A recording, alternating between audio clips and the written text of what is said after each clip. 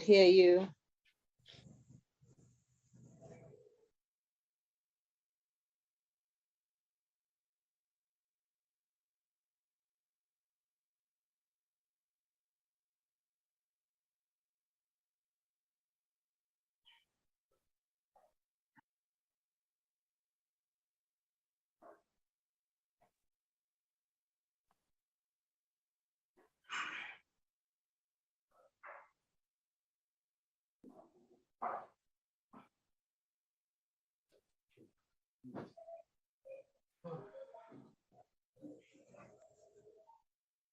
Okay. Lisa, you might want to pause the live stream. I can try. Hold on. I'm not able to pick Roger on Twitter.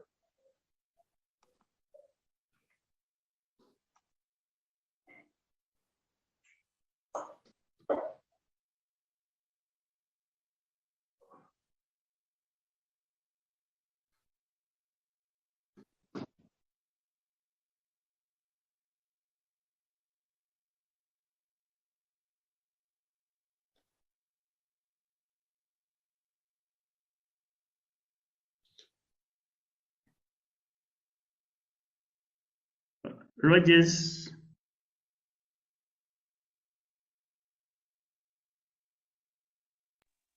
I can see you trying to speak, but we are not getting you on Twitter Spaces. Do you see yourself as co-host? Yes, I do, but I'm speaking and nothing is coming through. That I do not know why. Really? Maybe try rejoining. You could exit and then rejoin the space again. Yeah.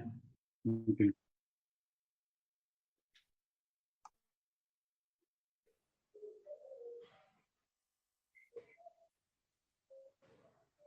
Okay, I'm back on. You never left. Sim. I have rejoined now. I've sent you a request to speak and to co-host.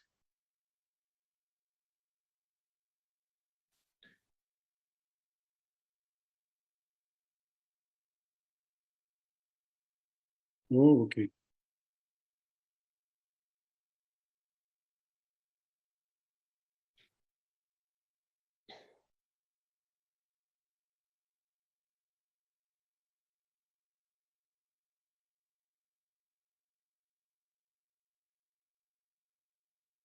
I'm connecting. Okay, wonderful. Right.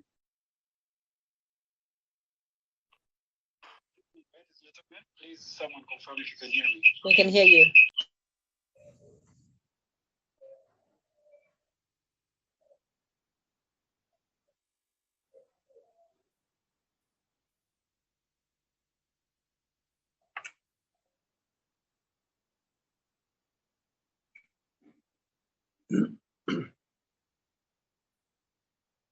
Good evening, ladies and gentlemen. Once again, my name is Roger Tulyahabwe, and it's a great pleasure to be here.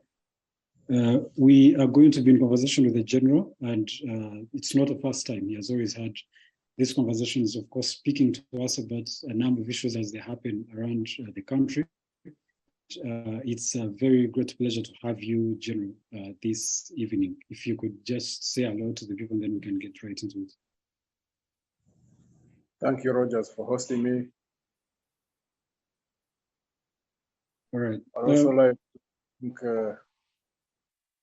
all the people who are participating on the different platforms. Thank you for putting aside whatever you could have been doing to be part of this conversation. And God bless you all.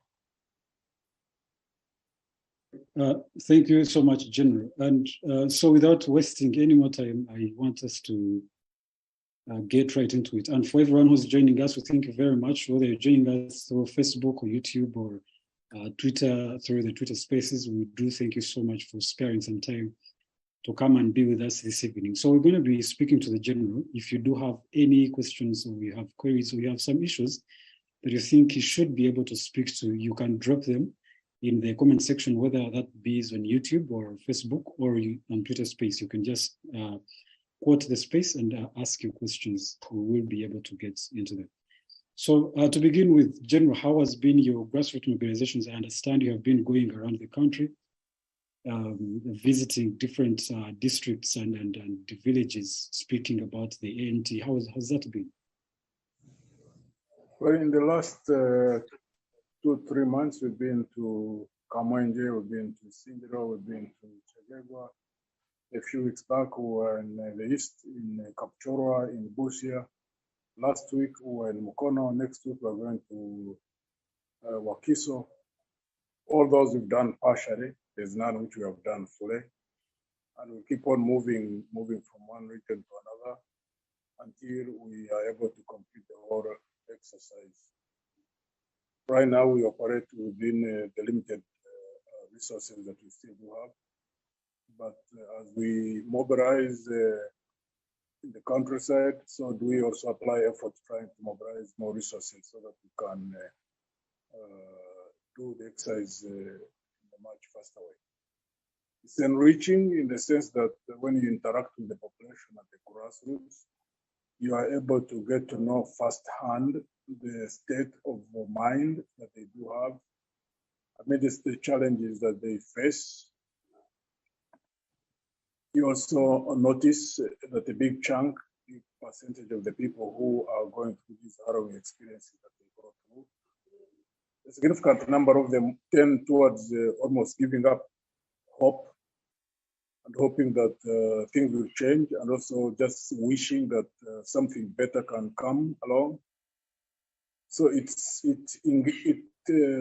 requires a lot of effort on all Ugandans who want to see positive change, to engage within their spheres of influence, to maintain hope in the population, wherever anybody is operating from, whether they are operating within the business community, whether in the professional bodies. Because loss of hope is the one thing that can happen to any society. So we have to sustain that. Tell people, yes, you're going through very tough experiences, but there's a future to consider. That future, it needs to be better than where we are at now. A better future can't happen by accident. It must be prepared for and influenced in whatever things we desire to see happen in the future. So that is our main task. To keep at it. The good thing is that nowhere have we met resistance, nowhere have we met rejection. Our message resonates fully with the population. But the biggest impediment is that people don't think that they have the capability to change the environment themselves. So we have to do all things that are necessary to be done by all who can do them, to lift the people's to believe in themselves, to know that there's nothing which has been achieved by any other people on this planet that we can't achieve.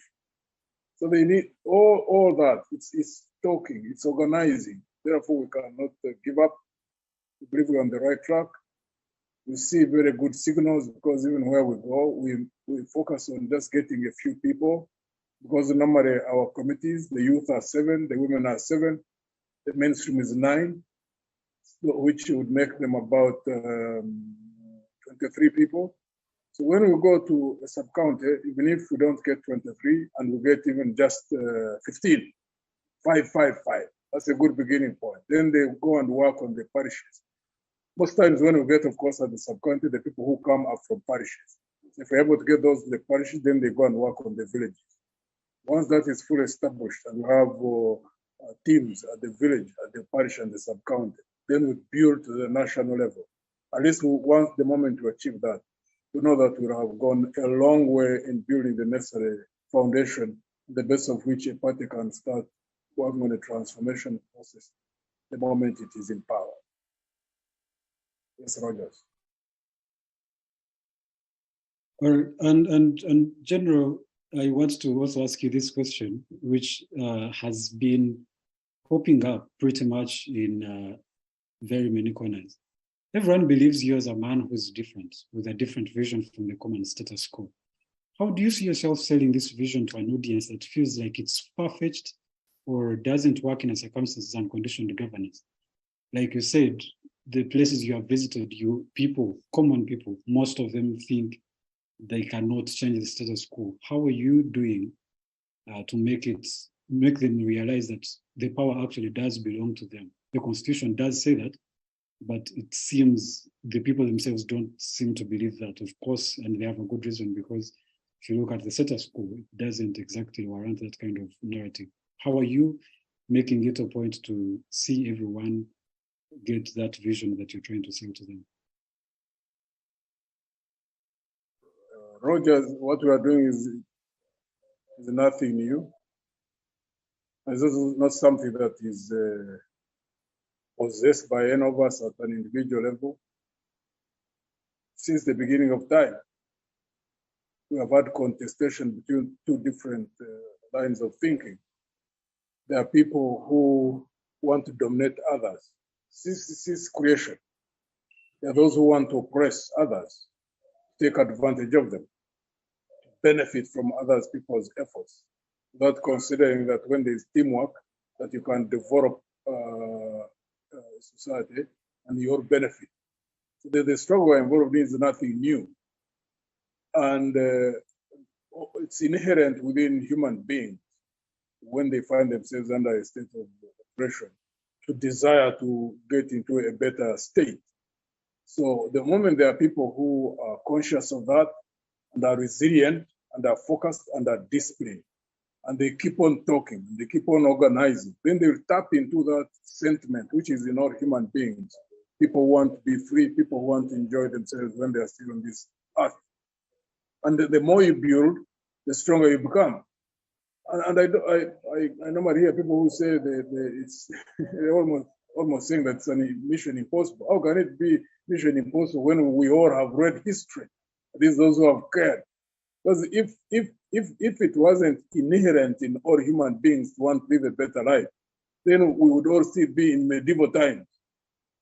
But why do societies change? It's because there are people who want to be, to change the conditions in which they are, which they don't desire to be under, and to make the future better.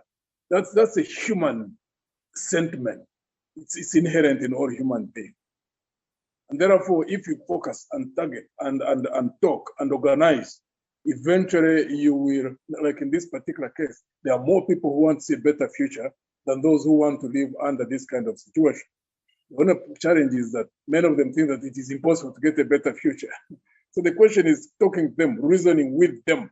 And the more that get out of that situation to which they have found themselves, because, when you get banned so many times, 61 years, we've had leaders, all of them come and say the nicest of things. When they get in, they do things which are different, actually, which contradict whatever they would have stated. So people think that that's what it is, and that's how it will remain. But at the same time, there are people who look elsewhere and say, but people get out of these kinds of situations. So it's upon those who are change agents, who want to advocate for change, to not get tired, wherever they are, whether they're on radio, on TV, they're moving taxis, they're in restaurants, weddings, wherever they are, to keep on building that hope, keep on building that consciousness, until you build that critical number that can cause, one, the change, but also two, the moment once change happens, in terms of those who occupy power now, that the group which goes in, hopefully, is better organized and focused and disciplined to do what they talk about, because that's where the crisis has always been. Walking the talk. That's a generation of believers that want to build a new mindset. We need to create a new generation with a new mindset of people who walk the talk. Because what we've had so far in 61 years are people who say the nicest of things, but when it comes to action, they do things which contradict what they would have stated. That's the old generation. But it is also within the current generation, because we see people doing this. We see people, for example, in government, from all age groups, from all ethnic groups, from all religious groups, from all gender groups, but all of them saying one thing and contradicting it by the actions they do, which means that's a generation on its own. People who thinking is, you can be deceptive, and deception will lead to where you want to go. You can take advantage of people, and there's nothing they can do about it. You can benefit by that. Now, those who think that no, society needs to be managed better, we need to have equal opportunities. We need to have equality before the law. We need to see transparency in the management of national resources. We need to see a country that is, has got a culture of constitutionalism. Now, those have got to gravitate towards each other and organize, whether within one party or two or three, whichever parties can manage that, so that we shift the balance of forces from where we are at now to a new generation of those who walk the talk. Any party which succeeds in doing that first will lead the way, and the others can always follow. Because when there is success, success sparks off a kind of domino effect. Others will follow once they see that this is possible.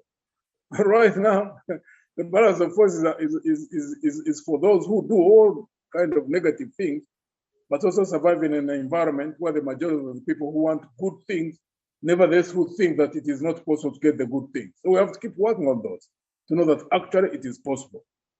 Step out and keep adding on the numbers of those who are on the other side of the seesaw. Because the moment you shift from one side, go the other, then you will shift the balance. Now you'll be stronger, and the other ones who exploit people will be weaker. So that's the whole equation. And I don't see any other way you can change this, you can shape our future to be better than utilizing that formula. I don't see any other. Well, there is another, the only other formula is always when there's a band of people, few, who may not use democratic means, who may not even care about whether people believe in what they believe or not. They just take power by force of arms and they build a dictatorship and then move in the correct direction. People scream, people, shout, but they just keep mum. And when society is lifted from where it would be, and then they start regaining their belief in themselves, because mostly when people are economically empowered, then it starts influencing the way they think. Then that society can now be propelled to levels of development beyond what it would have been at. That's the only other way, but that has its own costs. When it is used, when it is done by use of force. I mean, we have seen countries where it works. South Korea that we are talking about, South Korea was never developed under a democratic dispensation. South Korea was developed under the watch of General Park Chung-hee. It was really tough in the initial stages. There were purges. There were so many things that happened that ordinarily wouldn't happen in democracy. But then they built that foundation on the basis of which later South Korea developed. That's the only other way. But for us, we are on the path which we are at because we are trying to follow at least what we've written in our constitution. That's where we are at. Yes, Rogers. And General, going back to your grassroots mobilization, what have you learned? What have been the lessons you have learned when you come close? Because most of the times the politics happens in Kampala, if I should say. Most people just sit here and give directives, tell you what to do. But going down to the grassroots and listening into the issues of the people, what has been the lessons? What have you learned from those mobilizations that you have been doing across the country? And how do you think you're going to have to address them? Because there could also be a challenge of the detachment. Sometimes solutions does have to come through government structures, which you do not have. So how are you seeing those? What are the lessons, first of all? But also more than that, how do you see yourself contributing to the solutions that address the issues of these people?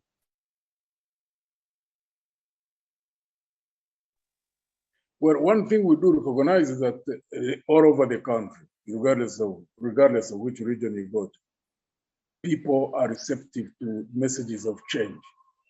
People are tired. I don't know why. I don't know whether the regime knows, but it ignores. People are tired. Everywhere where you go, people just want change, but they are hoping and wishing and praying that it will be smooth change. Now, the only other problem I notice is fear. Every part of the country where you go, you find people want change, but they are not ready to commit, to participate.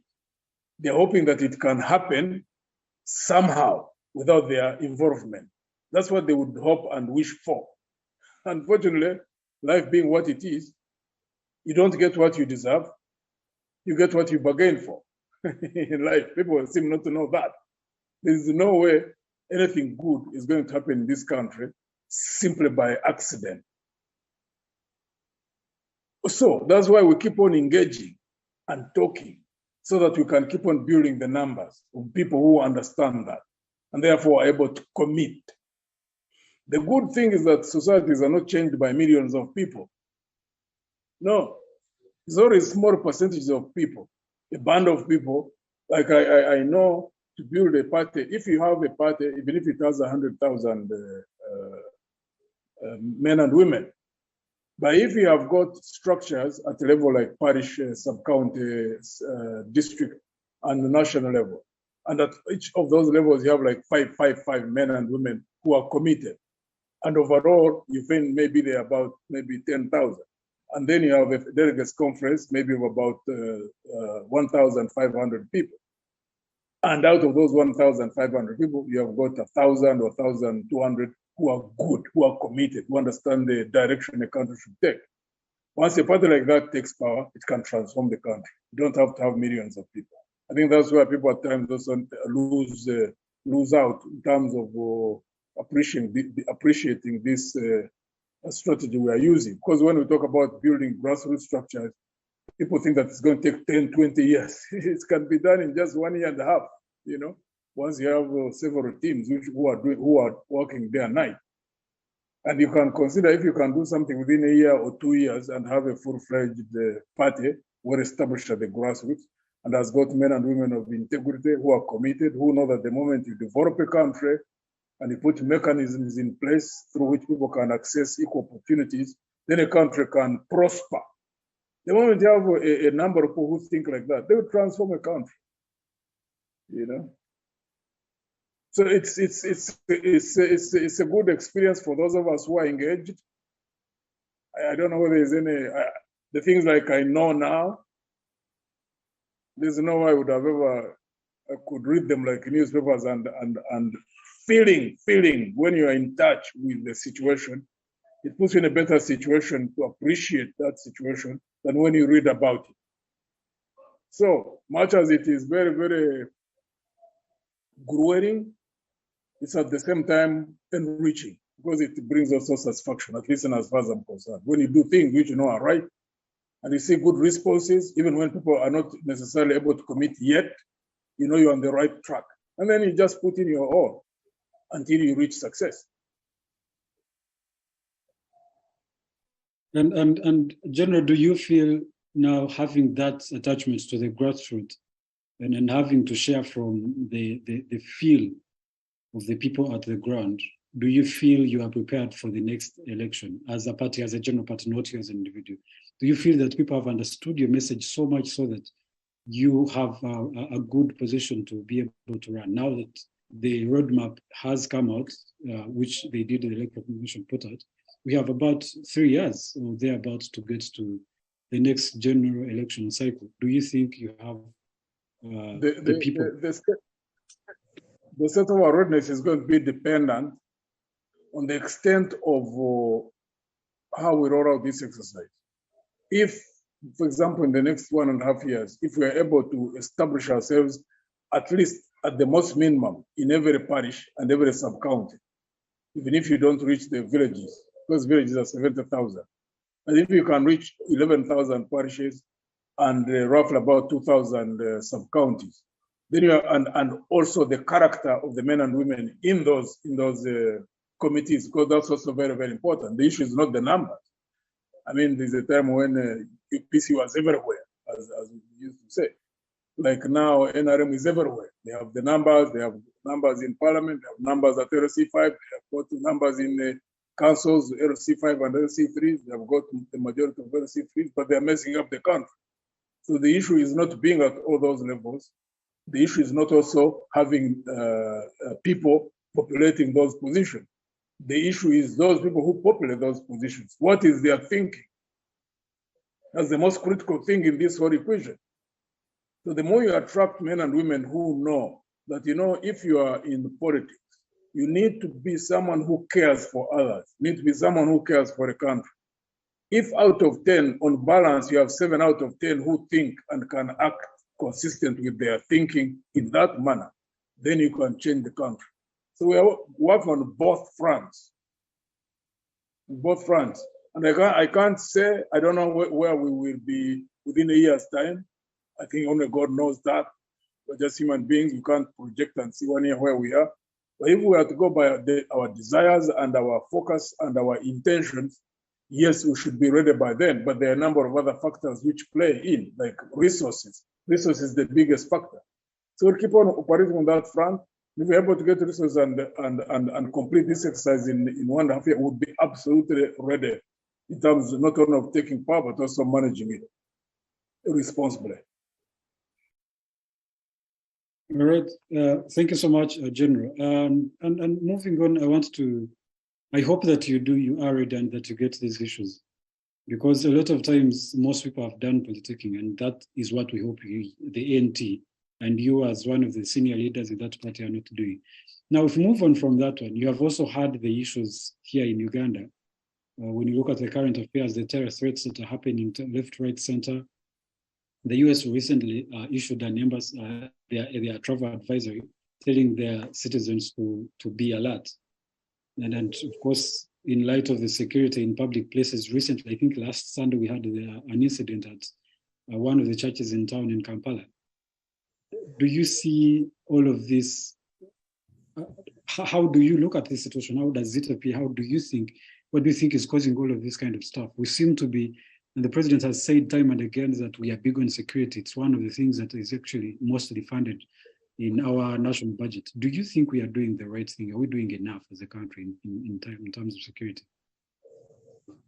I think there are maybe two aspects to security. One, Uganda as a country should know that as long as we have forces in Somalia, as long as we keep on fighting against the international terrorist groups like Al-Qaeda and ISIS and all that, and take a stand at all levels, the East African Community level, the AU level, and that we are active, we must expect attempts at reprisals. That shouldn't be, that shouldn't be anything that would surprise anybody. And therefore, a country like Uganda, a country like Burundi, a country like Kenya must ensure that they prepare their forces to the levels where they are able to detect, but also to be able to neutralize any threat, at the domestic level, because they should know that they are targets. All these countries have got forces in Somalia, of course, also including Rwanda, because Rwanda doesn't have forces in Somalia, but has forces in Mozambique. And therefore, that needs to be known by all these countries, that they must specifically invest heavily, but I also hope in professional ways and also caring more about the country than benefiting from those kind of expenditure. Because normally when you have governments which are non-accountable to the population, there are also those who use the loophole of security to benefit themselves. And the moment you have leaders who slide into that temptation, then it can actually become a bigger problem to the cause of insecurity than anything else. That's one aspect. Second aspect is that when you're in this kind of situation, you need to have the whole country behind you. You need to be doing things in a way on the domestic front where people are benefiting. You don't want a situation which feels that is under suppression. Because the moment you are under that kind of situation, then you may be avoiding a conflict that emanates from external threats like Al-Qaeda or ISIS, but then you are generating an internal situation that in itself can become a source of insecurity. Because if you have got a population which is restive, people feel they are bottled up, that in itself is a problem. Or if you have got frightening levels of poverty or unemployment, that's what it becomes, like where you have unemployment, youth become vulnerable to recruitment by all nature of hostile forces. So like here in Uganda, besides beefing up security in all ways, you also need to look at the domestic situation. And I don't think they're paying attention to the domestic situation.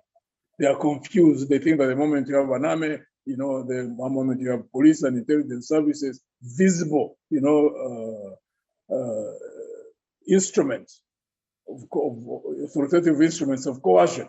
They think that therefore you can suppress any discontent, but that's just being, you know, an illusion. Because we have seen many countries which have gone down when they had even larger armies than we do have. You know, it's just people who don't learn from history, unfortunately.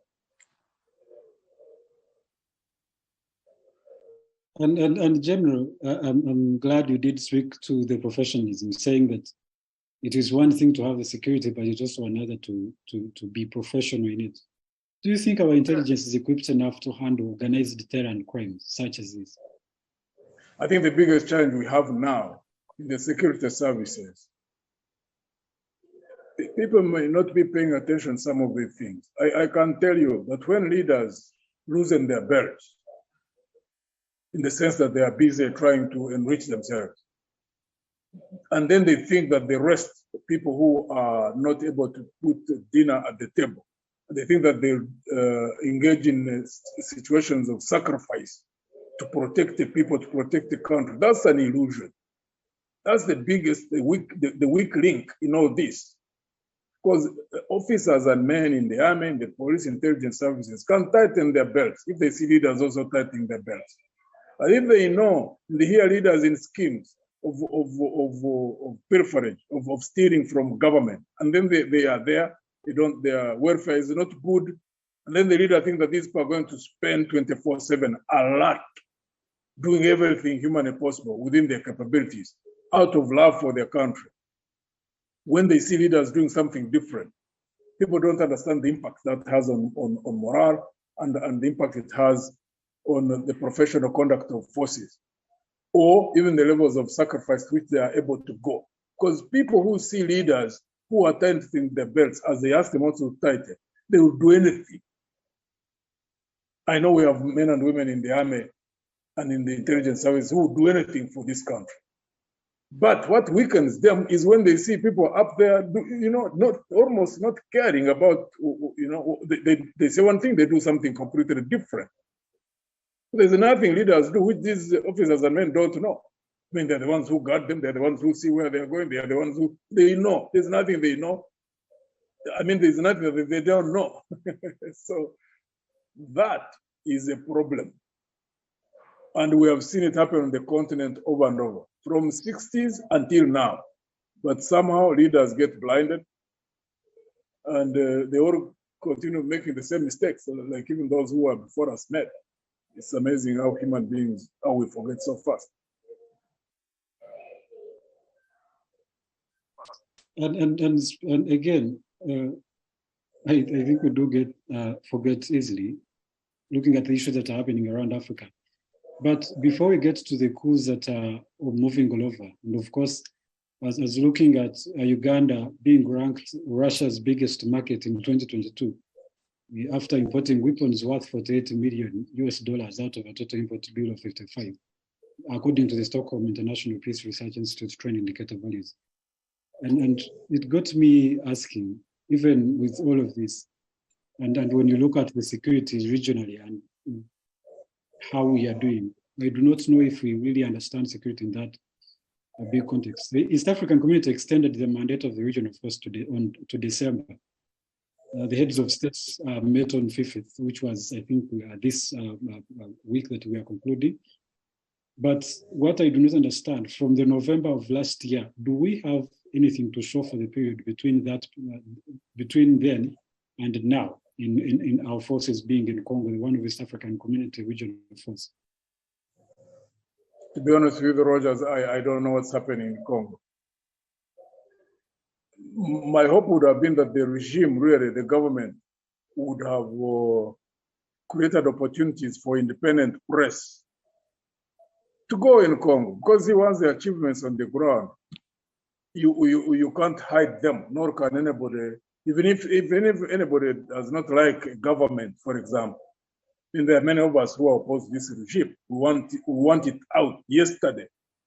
But if a national army goes into a country and is able to achieve results on the ground, once you get journalists and they go and interact with the population, and then they're able to make comparisons between what was happening before UPDF went and what is happening now, what the picture they would bring out would be more convincing than waiting for people to just simply read tidbits in the international press. And I would have expected that this would be in the best interest of the government itself, if there are any achievements on the ground. Because all of us would want to see ADF completely neutralized.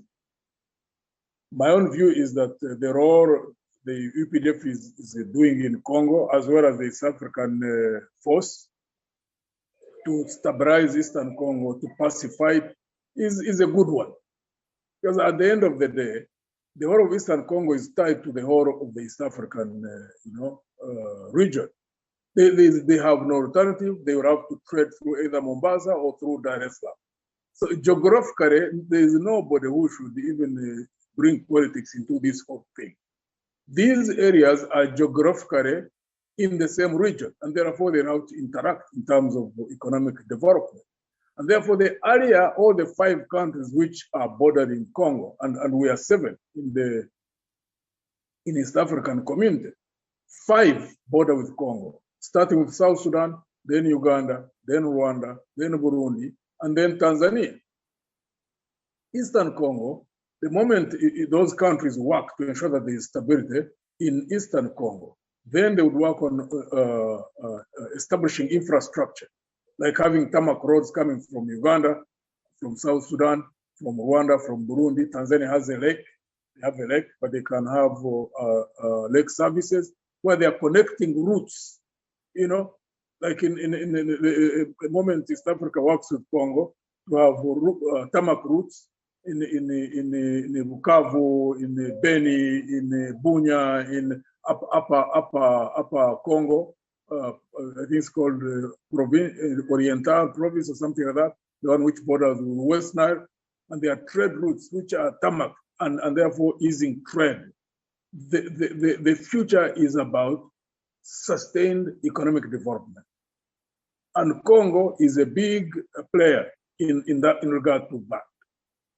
So regardless of whatever emotions may be driving people, because there are people who are driven by different nature of emotions. Some you'll find that they are because Congo speaks French, Uganda speaks English, others are ethnic, others may be religious, others may be historical. You cannot get trapped in all those and forget to look at the future, where we should be going, because the future is about economic development. So you find out where you have common interest, and common interest is establishing infrastructure to create an environment where all who are in this region can exploit the opportunities that there are.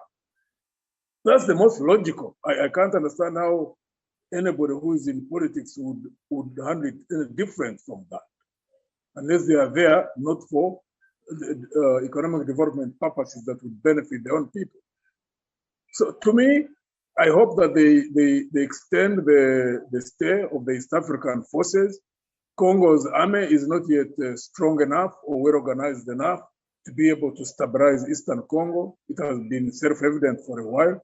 So as East African forces remain and keep on doing work, military as well as diplomatic, that they also keep training the Congolese forces, so that eventually we can have a stable Eastern Congo, and then business and education and health and infrastructure can be established in that region. It will be beneficial to the Congo, to DRC, it will be beneficial to East African community, it will be beneficial to the people. Once there is stability in Congo, then people can start moving easily. Congolese into Uganda, into Rwanda, Burundi, Tanzania, Tanzanians, Burundi, Rwanda, Ugandans, South Sudanese going to Congo, like that. I mean, after all, these borders were really colonial, you know. Yes, Rogers. And okay, all right, thank you so much. And when you look at these insecurities, whether that be the one in Eastern Congo, the issues that are happening in Sudan, even up here, the coups that have happened in West Africa for the last about 2 or 3 years, we seem to, these things have happened back in time. in the 90s and the 80s and the 70s and before that. Are we learning from history to address some of these issues? Because some of them are caused by structural bottlenecks, like structural impunity and predatory security sectors and all of these, the issues that are fueling conflicts. How are we do you think we are learning from history to address some of these issues? And if you don't mind, just to highlight also, what do you think are the causes and issues that are fueling these conflicts in Africa, across the continent as well?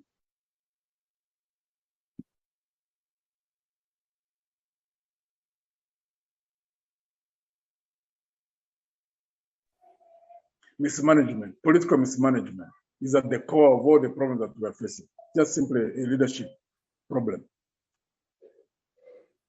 I don't think there's anything much there's nothing which can't be resolved, even when there are historical problems. Leaders are meant to draw the attention of people as the causes of historical conflicts, and also draw their attention to the common needs of people in a country and focus them on the future, enable them to understand that there were mistakes in the past which caused conflicts, which were costly to everybody in those countries. That therefore they need to build a better future in which all of them can access equal opportunities. Once people trust leaders and leaders lead in the right way, the right direction, there's no conflict that can stand. Even where there are still conflicts, they will simply be dissolved. Once people do what is right and people are able to benefit. There's no place where you can find people can go to hospital and get drugs and go to schools and get good education. And their kids finish universities and they get jobs. And there is good infrastructure. A farmer is growing their crops. They are getting involved in chains or processes where they are able to advise their crops and get good returns on their investment. Business people are getting good returns on their investments. And you find that in a country like that you can easily generate conflict. It's just simply very difficult to generate conflict of whatever nature, not ethnic, not religious. Because if everybody who is in a society, regardless of gender, regardless of ethnicity, regardless of religion, can access equal opportunities, if they don't have a sense of being marginalized, how on earth can anybody go and mobilize them to go and die, for example, in a war? For what? I mean, anybody would ask themselves, why should I go and die in a conflict? If I send my kid to school, they get good, education. If I have a sick person, they'll go to a hospital and get drugs. If I'm farming, there are good roads, where I can move my produce. I can get a good market. If I want to start a business, I can start it. I can access a bank loan, and I can prosper. How will you mobilize a person who's operating from that kind of mindset? Even if they don't like the face of the leader, for example, but the reality of the matter is that they can access opportunities. They don't care. In many countries where people don't even know who the leader is. It's only here in Africa where we concentrate a lot on knowing the leaders. In the countries where you go and you find they are not even aware who the prime minister is, But they are operating in the system where they are in countries where systems work, So the problem is leadership. That's what we need to keep focused on. Because we have natural resources more than most other countries have. It's not that we're even lacking in terms of resources, just how to manage those resources for them, Yes, Rogers. And with all of those issues happening, General, do you think our regional blocs are also doing their job as they should? Looking at the East African community, of course, the insecurities seem to not stop. In fact, if anything, they're increasing. And same for West Africa, there's ECOWAS and everywhere else. Do you think these regional bodies are doing what they are supposed to do, what their mandate is to make sure that they control conflicts and resolve those issues before they get out of hand? We're not moving at the speed at which we could move if we're determined to do so. The biggest problem again is leadership. Because so far, like if you use East African community as an example, because it has 4 stages, or four stages in a process towards the full integration. Because it was the entry point was customs union, a protocol was signed, it was implemented, operationalized. Second stage is a common market where you have free movement of goods, free movement of labor and services. Then the third stage is a monetary union where you have a common currency, under which you'd have a common currency. Then the fourth, last stage, if they chose so, then there would be political integration. Now, initially, there was a lot of unease. But when they signed the Customs Union Protocol, all the fears were erased because there are countries which thought that they would lose out. All of them gained. There's documentary proof in that regard. But when it came to common market, there was hesitation because common market means that people are going to start moving. And there are countries which are scared, think that people can swamp them. And therefore they started applying the brakes. Notice is that many of the leaders operate from a mindset of wanting to be, as someone said in the 60s, 70s. I think it may be the late Mwalimu Julius Nyerere who said that there are leaders who want to be big fish in small ponds rather than small fish in large lakes. It is like someone would want to be like this big fish in Lake Victoria is called what?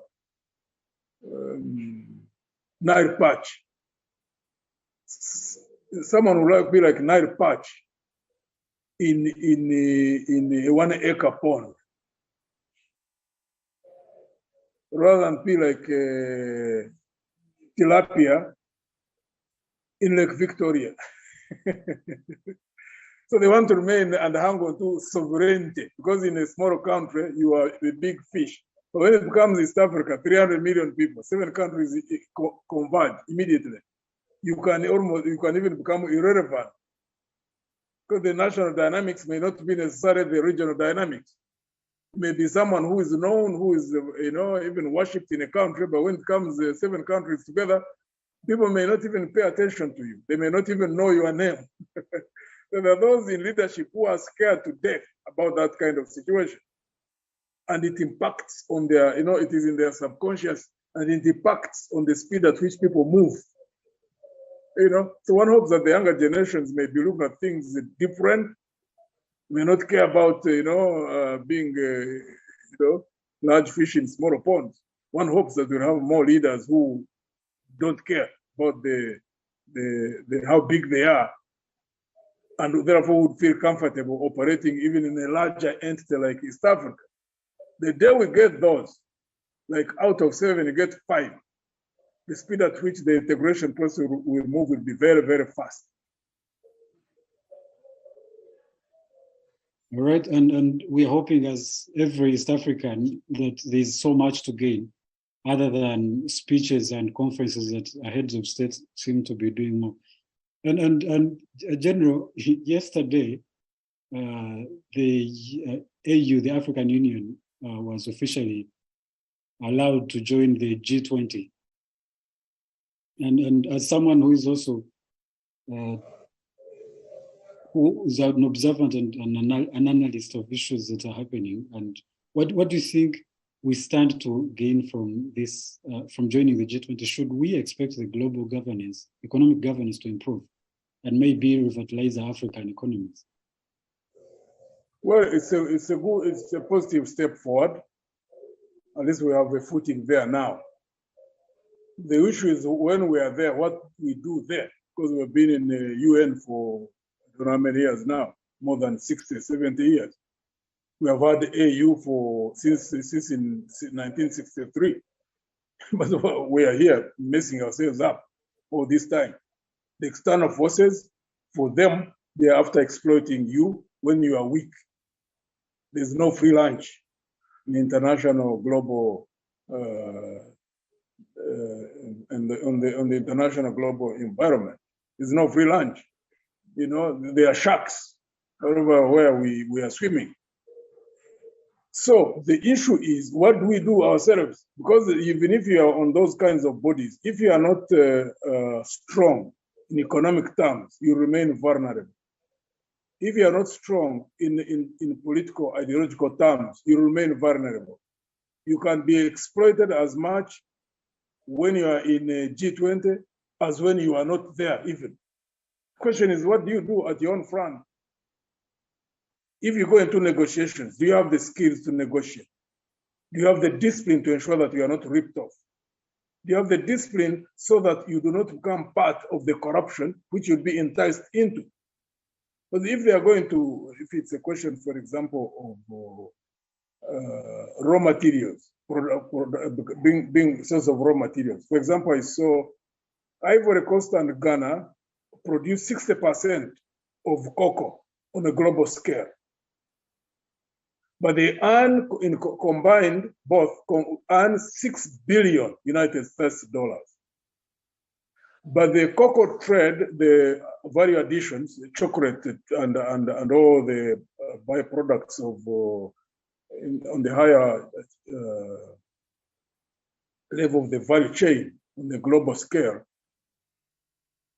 they earn more, the corporate, the international corporate bodies which process cocoa into chocolate, into liquor and all those, 100 billion plus United States dollars. How can you be producing 60%? Ghana now is organizing to try to reverse that. The question is like what happened this side of East Africa. We are heavily involved in coffee, in tea. But what is the extent of our voice on the international scale in regard to coffee trade and tea? If you don't have strength and work with others who produce, and then put your own demands and see them through, it doesn't matter where you are sitting. You sit there and you still be cheated. So the question is what we do at home. I mean, look at countries, small countries like Singapore. Discipline, it punches above its own weight. Because they are disciplined, they were able to attract foreign direct investment. They focus it in strategic areas. You can imagine like Singapore in shipbuilding. Understand Singapore is about the second or third in terms of shipbuilding. Singapore in terms of refining oil into petrol and other byproducts is also in the first 5 globally. Singapore is only about 3 million people. It's an island. It's not larger than Buganda or Busoga. It's possibly smaller. You can check on the Google later. Those who are on these, you can check on Google and find out the size of Singapore and the size of Busoga, for example, or Western region or Buganda. Most likely smaller, but you can hear what they are doing. So it's not size, it's just focus and discipline.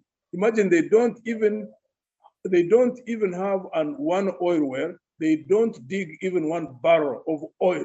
But there are many countries like Nigeria, which has been in one of the largest producers of oil, like Angola. They don't have refineries. So now Dangote is trying to put them one of the largest refineries. It's just focus on discipline. Yes, Rogers. And Honorable, we are running out of time, but I'm going to ask you this question, and then I'll give an opportunity to talk people on the space who are joining through the space to ask a question or two. With all of this as happened on the G20, we also understand, just like the UN, like the East African community and every other regional global body, it has no formal enforcement despite the strong membership that backs its global policy. Do you think Africa stands to benefit from an institution without structures? And you, especially, of course, as an individual who talks about structures, who says everything needs to happen with structures, do you think we can get anything out of it? So much so that we do not get exploited like they are doing to us through the Bretton Woods institution like the IMF and the World Bank. I think we have already structures. We have AU, and then we have the RECs, or the regional economic communities. And I think, to me, the focus needs to be put on the regional economic communities.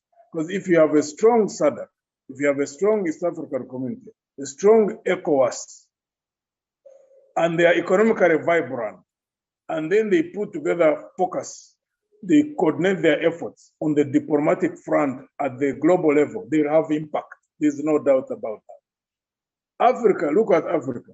You can put, I was never aware of this fact until last year when I saw it on some WhatsApp, on some social media group. You can put China, Europe, and United States of America into Africa. They fit, and there's still more space to fit more countries in terms of size. We've got about 60% of unused arable land on this continent. And in terms of natural resources, reserves in uranium, in gold, diamonds, and oil, and all that, we are huge reserves. I don't have the statistics with me, but people can Google and find out. So in terms of resource endowment, we already have a good starting point. We only need discipline and the infrastructure, which is already established, like East African community. We can concentrate on operationalizing it, and it moves on a faster scale, on a faster speed, and on a wider scale, coordinating with SADC and ECOWAS, and will really become an economic power. There's no doubt about that. There are many advantages on our side. There is no doubt about that. And what we seem also not to be aware of is all other global economic blocks are focusing on Africa. China is interested in Africa. Europe is interested in Africa. America is interested in Africa. Russia is interested in America. In Africa. India is interested in Africa. Why on earth would we not recognize that dynamic and therefore know that we only have to put our act together and we'll be able to exploit all those opportunities? None of them is coming here because they love us. They all come here because they want to exploit the opportunities that there are. So the question is, are we prepared ourselves to ensure that we engage in mutual beneficial development activities with all those who are interested in us? Or are we going to keep sleeping as we've always done and then we still continue being exploited? That's the question. Yes, Rogers. Thank you so much. We have had those structures, and again, we don't seem, for the most part, to have them come to our rescue when issues are going south. A lot of issues have happened across Africa, and the African Union has not categorically come out to address some of those. So that's why I still feel like we do not have as much structures to benefit from the G20. But let's be a bit more optimistic to see how we can go about it. Now I'm going to give two people opportunities on Twitter Space. If you can request for a microphone, I'm going to give you an opportunity to ask a question, one each person, because time seems to be running out. And if you do not have any one of those, I think we have Uganda Democratic Union has requested, so I'm going to allow you to ask a question. Just give me a second.